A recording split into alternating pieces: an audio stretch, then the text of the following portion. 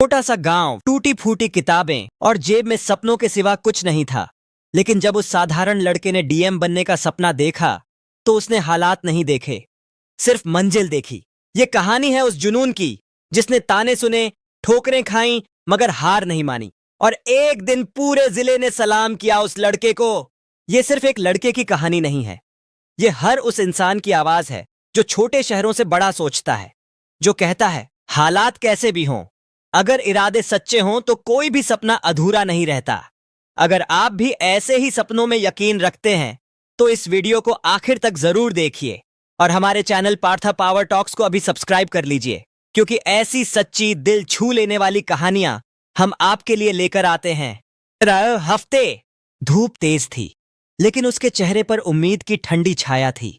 एक छोटा सा गांव, कच्चा घर, मिट्टी की दीवारें और छप्पर की छत वहीं से शुरू होती है। हमारे कहानी के हीरो अविनाश मिश्रा की कहानी। हाँ, वही अविनाश जो आज लाखों लोगों की प्रेरणा है, एक जिला कलेक्टर यानी डीएम। लेकिन उसका सफर इतना आसान नहीं था। उसकी मां एक स्कूल में चपरासी थीं और पिता गांव के एकमात्र क्लर्क। दोनों सुबह से शाम तक मेहनत करते ताकि अविनाश और उसकी बहन पढ़ सके। लेकिन मुश्किलें आसान कहाँ होती हैं। एक वक्त ऐसा भी आया जब स्कूल की फीस भरने के लिए उसकी मां को अपनी शादी की चूड़ियां बेचनी पड़ी। अम्मा, एक दिन मैं बड़ा आदमी बनूंगा, बहुत बड़ा। आपको कोई और काम नहीं करना पड़ेगा। अविनाश अक्सर यही दोहराता था। लेकिन सिर्फ कहने से कुछ नहीं होता।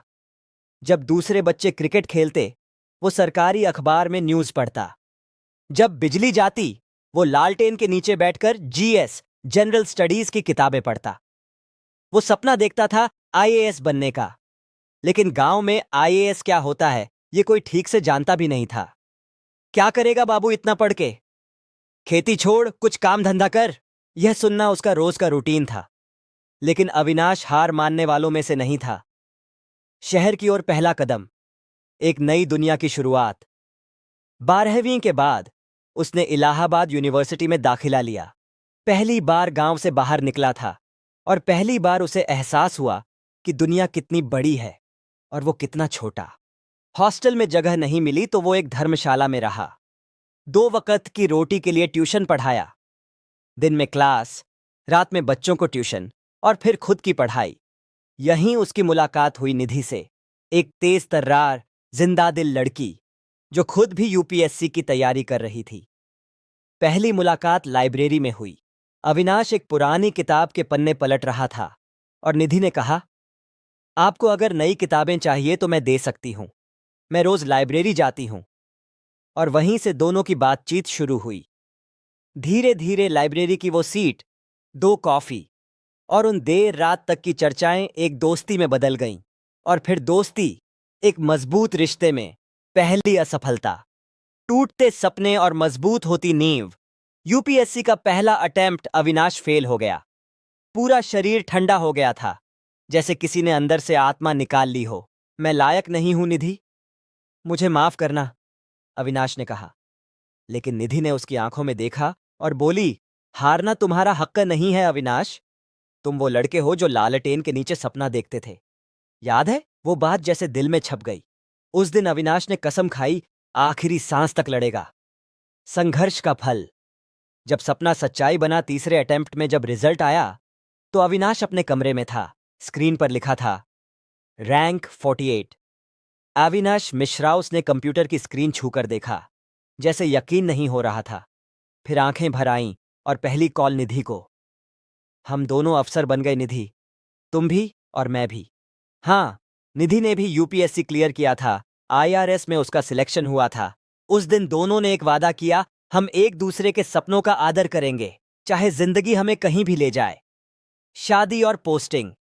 जब जिम्मेदारियां बढ़ीं, आईएएस ट्रेनिंग के बाद अविनाश की पहली पोस्टिंग हुई उत्तर प्रदेश के एक दूरस्थ जिले में, जहां बुनियादी सुविधाएं भी एक सपना थीं। वहीं से शुरू हुआ असली संघर्ष। निधि ने भी शादी के बाद अपने आईआरएस की ट्रेनिंग पूरी की और फिर छुट्टी लेकर अविनाश के साथ गांव में रहने का फैसला किया। जहां तुम हो वहीं मेरा घर है, उसने कहा। एक मजबूत साथ की शुरुआत। निधि ने वहां की महिलाओं को पढ़ाना शुरू किया, स्व सहायता समूह बनवाए और गांव की लड़कियों को स्कूल तक पहुंचाया। अविनाश ऑफिस संभालता और निधि घर के साथ साथ समाज को संवारती।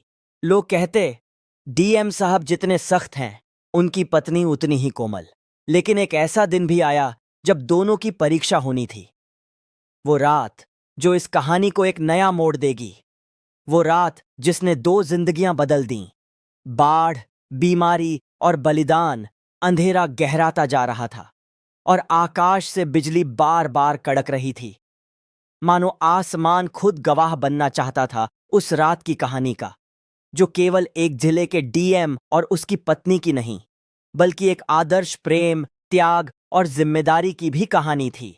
दिन था 14 अगस्त का, स्वतंत्रता दिवस से ठीक एक दिन पहले। हर साल की तरह तैयारी हो रही थी। मंच, झंडा, मुख्य अतिथि का भाषण। लेकिन मौसम कुछ और ही इशारा कर रहा था। अचानक से बूंदें गिरने लगीं और कुछ ही घंटों में पूरा इलाका पानी में डूबने लगा। डीएम ऑफिस से फोन आया। सर, गांव कन्हईपुर में बाढ़ आ गई है। कई लोग फंसे हुए हैं। अविनाश ने बिना 1 सेकंड गंवाए अपनी जीप मंगवाई। निधि, मैं निकल रहा हूं, वहां हालात खराब हैं। ठीक है अविनाश, संभल कर जाना, मैं यहां संभाल लूंगी। लेकिन तब तक उन्हें क्या पता था कि इस रात उन्हें दोनों को अकेले लड़ाई लड़नी होगी, एक पानी से और एक बुखार से। बाढ़ का कहर, डीएम की जिम्मेदारी। अविनाश अपनी टीम के साथ मौके पर पहुंचा।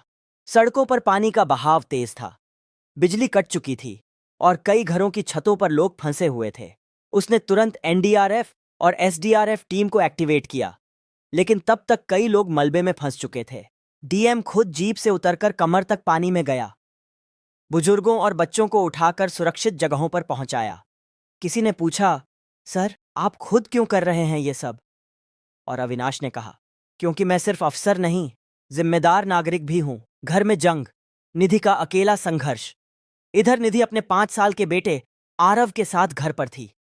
अचानक आरव की तबीयत बिगड़ने लगी। तेज बुखार, कंपी और उल्टी। निधि ने तुरंत नजदीकी डॉक्टर को कॉल किया। मैडम, बाढ़ की वजह से कोई गाड़ी नहीं चल रही, मैं नहीं आ पाऊंगा। बिजली जा चुकी थी, मोबाइल नेटवर्क डगमगा रहा था और मदद की कोई उम्मीद नहीं थी। निधि ने खुद अपने पुराने मेडिकल नोट्स निकाले, थर्मामीटर, दवाइयां और खुद अपने बेटे का इलाज करना शुरू किया। एक मां की आंखों से नींद गायब थी और दिल में डर की लहरें थीं। अगर बुखार और बढ़ गया तो क्या होगा? लेकिन उसने हार नहीं मानी। वह पूरी रात जागती रही, बेटे की देखभाल करती रही, ठंडी पट्टियां रखती, माथा सहलाती, दुआ करती रही। सुबह की पहली किरण, 2 योद्धाओं की जीत। सुबह 5 बजे अविनाश की जीप घर पहुंची। उसकी आंखों में थकान थी, कपड़े भीग चुके थे और शरीर कांप रहा था। लेकिन जैसे ही उसने देखा कि निधि अपने बेटे के सिरहाने बैठी है, आंखों में आंसू, हाथ में दवा, वो वहीं दरवाजे पर रुक गया। तुम पूरी रात अकेली? हाँ, लेकिन डरने की जरूरत नहीं है आरव, अब ठीक है, हमने लड़ाई जीत ली अविनाश। उस पल अविनाश के भीतर कुछ बदल गया। वो सिर्फ एक अफसर नहीं रहा, एक पति, एक पिता और एक इंसान बन गया, जिसने उस रात समझा कि असली हीरो कौन होता है।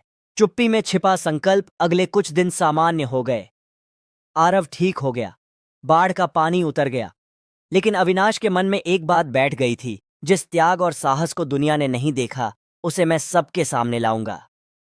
वो दिन बस इंतजार कर रहा था, एक ऐसा सार्वजनिक मंच जहां वो अपने मन की बात कह सके। लेकिन तब तक ये वादा सिर्फ उसकी आंखों में था। अधूरी नींदों की मिसाल। कुछ दिन बाद निधि को एक महिला सेमिनार में बुलाया गया। मंच पर जब उन्होंने बताया कि उन्होंने बाढ़ की रात अकेले कैसे बेटे की जान बचाई, पूरा हाल तालियों से गूंज उठा। लेकिन वहां अविनाश नहीं था। वो दूर से खड़ा देख रहा था और सोच रहा था, एक दिन मैं इसे सैल्यूट करूंगा सबके सामने। और वो दिन दूर नहीं था। बहुत बढ़िया, चलिए शुरू करते हैं। जब एक सैल्यूट ने देश को रुला दिया, मंच, माइक और मिसाल, सुबह की हलचल। 26 जनवरी की तैयारी। 26 जनवरी का दिन था, गणतंत्र दिवस। पूरा जिला सज गया था। मुख्य चौराहों पर तिरंगे लहरा रहे थे। स्कूलों में रिहर्सल चल रही थी और जिला प्रशासन की टीम आयोजन की आखिरी तैयारियों में जुटी थी। डीएम ऑफिस में एक विशेष मीटिंग थी। सभी अधिकारियों की उपस्थिति अनिवार्य थी। परेड ग्राउंड पर मंच तैयार था। मुख्य अतिथि वही थे, डीएम अविनाश त्रिपाठी। पर इस बार उनके चेहरे पर कुछ अलग था। एक गहराई, एक ठहराव और शायद एक अनकहा संदेश। सुभाष चौक की परेड, सबकी नजरें मंच पर। सुबह 8:45 बजे परेड शुरू हुई। एनसीसी के बच्चों ने शानदार मार्च पास्ट किया। महिला सुरक्षा सेल ने एक झांकी पेश की और फिर स्कूल के बच्चों ने वंदे मातरम पर नृत्य किया। हर कोई तालियों से स्वागत कर रहा था। और फिर मंच पर माइक संभाला डीएम साहब ने। सबको लगा अब एक सामान्य भाषण होगा, राष्ट्र की उपलब्धियां, योजनाएं और विकास की बातें। लेकिन जो हुआ उसने पूरे जिले को चौंका दिया। माइक पर सन्नाटा और फिर एक सैल्यूट। अक्षराचा अविनाश ने माइक थामा। नमस्कार, मैं आज कोई लंबा भाषण नहीं दूंगा। आज मैं सिर्फ एक व्यक्ति को धन्यवाद देना चाहता हूं, मेरी पत्नी निधि। लोग कुछ पल के लिए चौंक गए। जब मैं इस जिले में बाढ़ से लड़ रहा था, तब एक मां अपने बीमार बच्चे के लिए अकेली रात भर जूझ रही थी, बिना किसी मदद के, बिना किसी शिकायत के। वो मेरी पत्नी थी। उसकी आंखों में नमी थी। उसने रुककर मंच से नीचे की ओर देखा। पहली पंक्ति में निधि बैठी थी, हल्की सी मुस्कान के साथ, लेकिन आंखें भरी हुईं। आज मेरी सफलता, मेरा ओहदा और ये माइक, सब कुछ उसी स्त्री के त्याग का नतीजा है। इसलिए आज एक अफसर नहीं, एक पति के नाते मैं आपको सलाम करता हूं निधि तीरे। पर सन्नाटा छा गया। डीएम साहब ने मंच पर खड़े होकर अपनी पत्नी को सैल्यूट किया। तालियों की गूंज और भीगी आंखें। कुछ सेकंड तक सन्नाटा रहा और फिर ताली बजनी शुरू हुई। धीरे धीरे पूरा ग्राउंड तालियों से गूंज उठा। बच्चे, अधिकारी, मीडिया, पुलिस, हर कोई खड़ा हो गया। उस सैल्यूट में सिर्फ सम्मान नहीं था, उसमें वो कहानी थी जो आमतौर पर घर की दीवारों में छुप जाती है। निधि की आंखों से आंसू बह निकले। वो झुककर मुस्कुराई, जैसे कह रही हो, मुझे कुछ नहीं चाहिए, बस तुम्हारी ये नजर काफी है। मीडिया का तूफान वायरल होते ही देश का ध्यान। शाम तक ये वीडियो सोशल मीडिया पर वायरल हो चुका था। आज डीएम सैल्यूट ट्रेंड करने लगा। हर न्यूज चैनल की हेडलाइन एक ही थी, IAS officer salutes wife on Republic Day, a heartfelt tribute to her sacrifice. लोगों ने कमेंट किया, ऐसा पति हर महिला को मिले। आज पहली बार दिल से गर्व हुआ कि कोई अफसर इतना इंसानी भी हो सकता है। सुनहरे शब्द निधि का पहला इंटरव्यू। पत्रकारों ने निधि से पूछा, आपको कैसा लगा जब आपके पति ने इतने बड़े मंच से आपको सैल्यूट किया? निधि मुस्कुराई और बोली, अविनाश हमेशा से ऐसा ही रहा है, शांत, गहरा और सच्चा। आज उन्होंने बस वो कहा जो हर पति को कभी ना कभी कह देना चाहिए। वो सैल्यूट बना प्रेरणा, पूरे देश में चर्चा। कई अफसरों ने निधि के लिए अवार्ड रिकमेंड किया। महिला आयोग ने उन्हें शक्ति सम्मान देने की घोषणा की। स्कूलों में इस घटना को मिसाल बनाकर बताया जाने लगा। यह सिर्फ एक कपल की कहानी नहीं रही, है एक संदेश बन गई।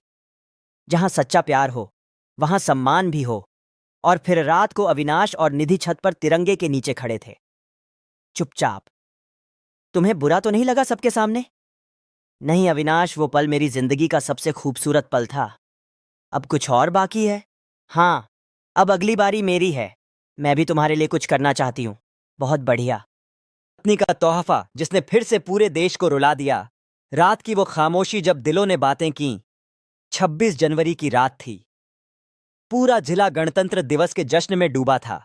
लेकिन डीएम साहब अविनाश त्रिपाठी और उनकी पत्नी निधि अपनी छत पर अकेले खड़े थे। ठंडी हवा बह रही थी। चांद बादलों के बीच लुका छिपी खेल रहा था। तिरंगा झंडा ऊपर चुपचाप फहर रहा था। दोनों बिना कुछ बोले खड़े थे, जैसे शब्दों की जरूरत ही नहीं थी। निधि ने धीरे से अविनाश का हाथ थामा और कहा, अब मेरी बारी है। अविनाश ने चौंक कर देखा, जैसे पूछ रहा हो क्या। एक छोटा सा सपना जो अब पूरा होना था। निधि ने कहा, याद है अविनाश, जब हम शादी के बाद पहली बार बाहर घूमने गए थे? तुमने कहा था कि एक दिन मैं भी तुम्हारे जैसा बनूंगी, किसी के लिए प्रेरणा बनूंगी। अविनाश मुस्कुराया। हां, वो सपना अब भी वैसा ही चमक रहा है। निधि ने धीरे से जवाब दिया, मैंने तय कर लिया है। मैं गांव की महिलाओं के लिए एक सेंटर खोलूंगी, जहां उन्हें पढ़ना लिखना, सिलाई कढ़ाई और आत्मनिर्भर बनने की ट्रेनिंग मिलेगी। अविनाश की आंखें चमक उठीं। निधि, ये तो कमाल का आइडिया है। योजना का खाका सुबह होते ही नया सपना। अगली सुबह निधि ने पूरी योजना बना ली थी। गांव की खाली पड़ी पंचायत भवन को ट्रेनिंग सेंटर में बदलना, वहां महिलाओं को स्किल डेवलपमेंट सिखाना, सिलाई, कढ़ाई, बुनाई, कंप्यूटर। साथ ही हर रविवार को एक क्लास जहां स्वावलंबन पर मोटिवेशनल सेशंस हों। अविनाश ने जिला प्रशासन से मदद मांगी और देखते ही देखते पूरा महकमा इस मिशन में जुड़ गया। नाम रखा गया नारी शक्ति केंद्र। पहला कदम, पहली क्लास 15 फरवरी की तारीख तय हुई। पहली क्लास के लिए सिर्फ 10 महिलाएं आईं। कुछ झिझकीं, कुछ संकोच में थीं।